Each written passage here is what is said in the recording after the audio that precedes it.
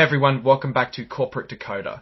Today we're diving into a Form 8K filing from Leggett Platt, a company you might not know by name, but chances are you're sleeping on their products, or at least on products containing their components. Think bedding, furniture, and specialized products. Get ready for a story about shareholder votes, executive pay, and a peek into how this company plans to keep its top talent happy. It may sound boring, but trust me, there are hidden clues about where the company is headed.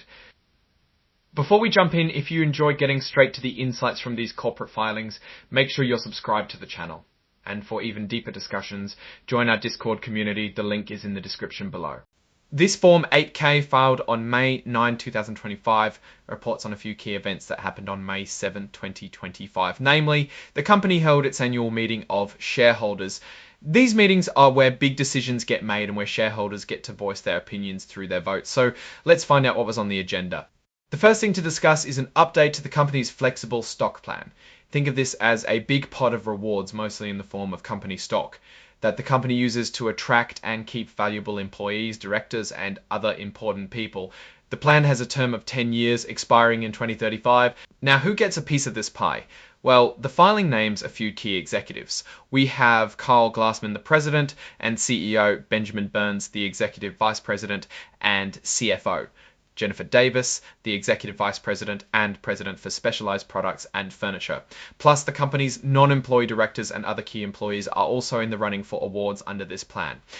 So what changed in this version of the plan? There are a few important updates. First, they're adding 5 million more shares to the pool. This means there's more potential reward to go around. As of March 7, 2025, there were already about 6.5 million shares available, not counting any that might come back from forfeitures of existing awards.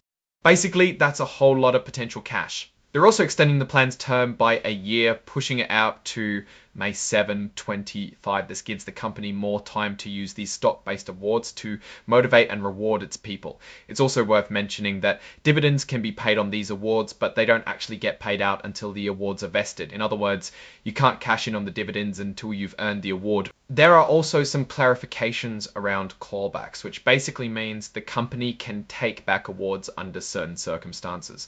And the company makes it clear that the Human Resources and Compensation Committee can't just buy out underwater options or stock appreciation rights without getting shareholder approval.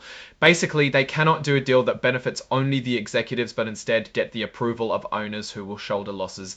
Now let's shift gears to the voting results from the annual meeting. This is where shareholders get to weigh in on important matters, and their votes can have a big impact on the company's direction. First up was the election of directors. Shareholders voted on 8 nominees, and all of them were elected to serve until the next annual meeting in 2026. That's good news for the board, as no one was ousted. Looking at the numbers, most of the directors received overwhelming support. For example, Angela Barbie got over 91 million votes for, while only about 2 million voted against. Even Robert Brunner, who got fewer yes votes compared to Angela, still had 87 million votes for him. Next, shareholders were asked to ratify the selection of PricewaterhouseCoopers LL as the company's independent registered public accounting firm for the fiscal year ending December 31, 2020's auditors. The selection was approved with over 100 and the company's auditors. The selection was approved with over 1.6 million against. Then there was an advisory vote on executive compensation, often called say on pay. This is where shareholders get to give their opinion on how much the company's top executives are being paid. While this vote isn't binding, it's a good way for shareholders to send a message to the board. The vote was approved with 88.9 million votes for and about 4.7 million against. Finally, shareholders voted on the amendment and restatement of the flexible stock plan that we discussed earlier.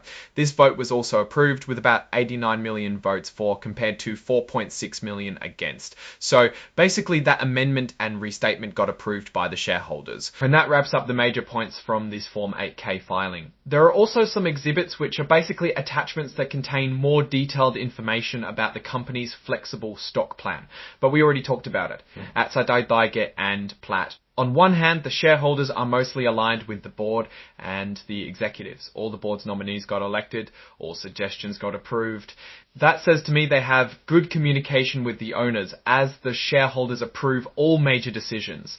But on the other hand, there was a significant amount of votes against the executive compensation and against the flexible stock plan. It means that some owners are not necessarily aligned with the top executives. Overall, the company appears to be on a steady course. The updates to the flexible stock plan show that they're serious about attracting and retaining talent, which is crucial in today's competitive job market. Alright, that's our breakdown of Leggett & Platt's latest filing. What's your take on these votes and what they signal for the company's future?